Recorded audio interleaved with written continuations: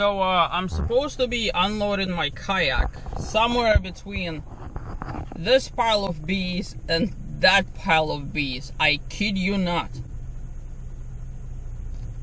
The actual ramp is right around the corner.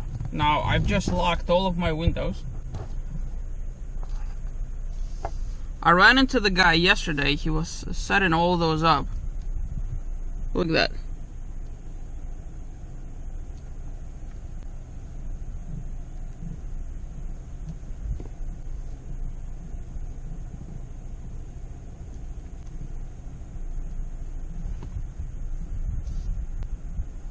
Now, it's not that I'm afraid, but I'm just generally concerned.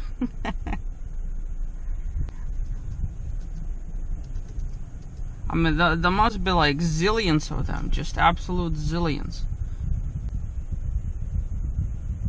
Alright, so I first came to this place several weeks back, investigated the ramp, thought it was absolutely crazy.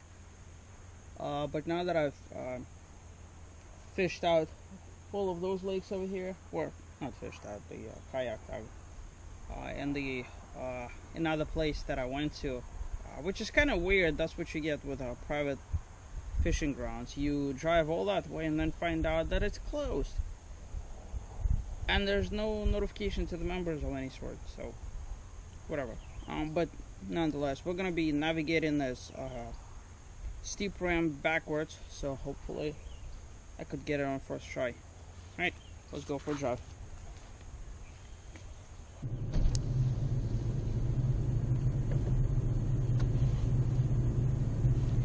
So in case you're wondering what the temperature is, it's 105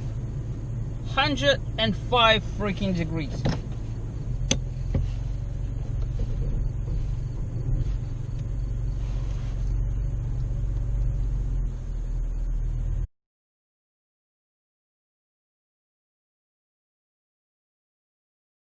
Now here's the kicker. Normally when I launch my kayak, I look out for the alligators. Today, right along the beach line over there, there's like 100 bees, all because of that beekeeper over there. I don't know what they're finding in the sand, but there's a ton of them. So hopefully I won't get stung, but we'll see.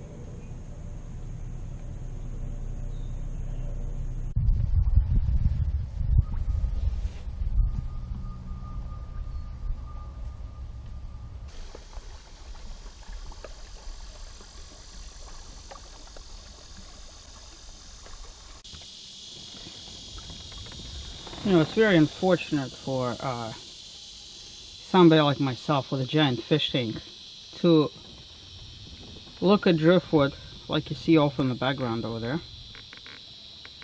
and that's all you could do with it. That is literally all you could do with it. Just look at it. Unfortunately, pieces like that are so big and so heavy that getting it out of the water is next to darn impossible. Now that in a fish tank would look spectacular. You know, you chainsaw the back of it and you just put the front of it into the tank. But I've been down that road before. You wrestle it for a couple of hours and then you realize that it's just too big. So sometimes you just have to admire it from the benefit to driftwood is that it's a habitat for fish. and so it only goes naturally in a fish tank.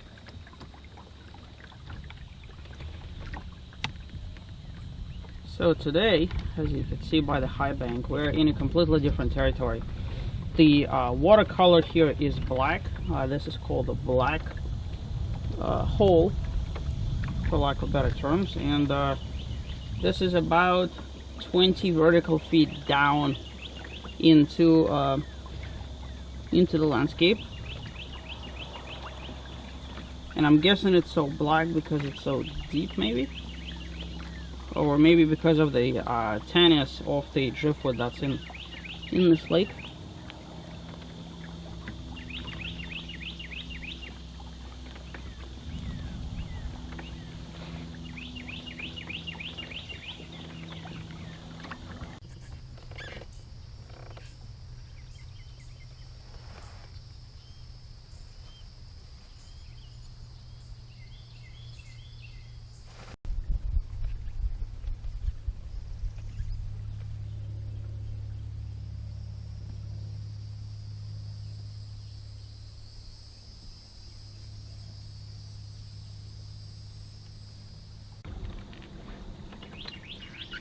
So here's an interesting factoid. This is one of the few places in Florida where you could actually see something like this. Underneath your feet, if you're visiting Florida or just living in it, there's the limestone bedrock, but you'll never really be able to see it unless you go to places like Devil's Den and one of those cavern type places, like Blue Grotto, or maybe in northern Florida. But here you could see exposed lime rock, the porous stuff that's wildly responsible in Florida for sinkholes. Limestone gets eroded by the acidity in the rain. It's all the rocks that you see in there. It is very sharp, very jagged, very, I don't want to call it brittle because it's not, but it is very porous. And so if you look at some of my Devil's Den videos in Blue Grotto where there's an actual cave and cavern, you could see what it looks like underneath. Underwater aquifer flows through it, superficial aquifer. Florida has 3 layers. The closest one that's underneath your feet flows right in this layer up here, which is 20 or 30 feet. And here you could see under the tree. Tree is actually, got a strap in the way, but tree is actually rooting itself, if you see, right through the lime rock, right through all the crevices and nooks of it. And as a matter of fact, trees are about the only thing that's holding this bank together. Their root structure does a really swell job. I forgot that I had a bimini for a minute to get at it. And there's actually, on the other side of this lake, where we're gonna make it eventually, there's a bluff in there, and we're gonna take a look at that as well. Man, I should have hooked up my Lowrance. I got all the wiring and everything, I just haven't hooked up the actual device.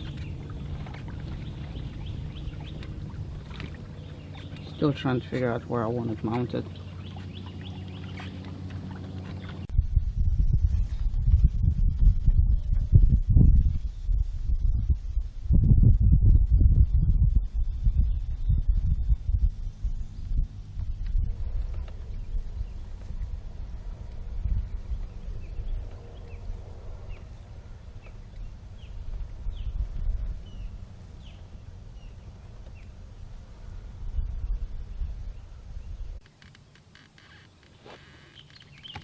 Hope the camera is doing it justice.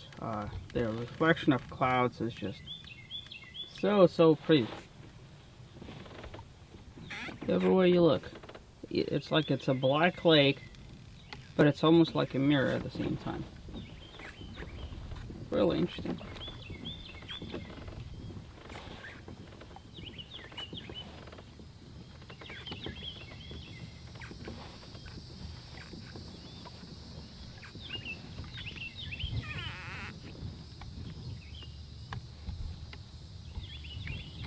A very old historic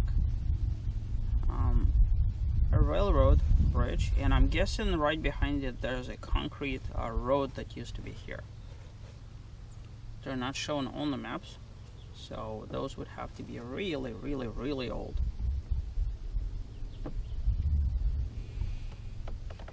And they're boarded off, so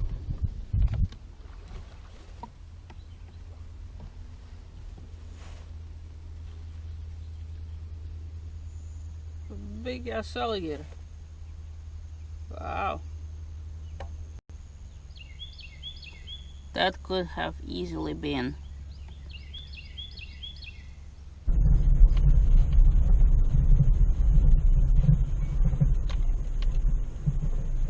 So the goal this time is to navigate that crazy ramp nose first.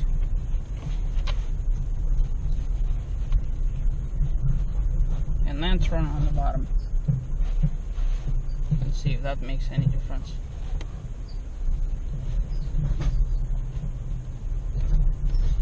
I actually had to unchain my trailer just in case I have to do those 180-degree turns down there. See, like, there is a ramp there. So somebody must have built it for a reason.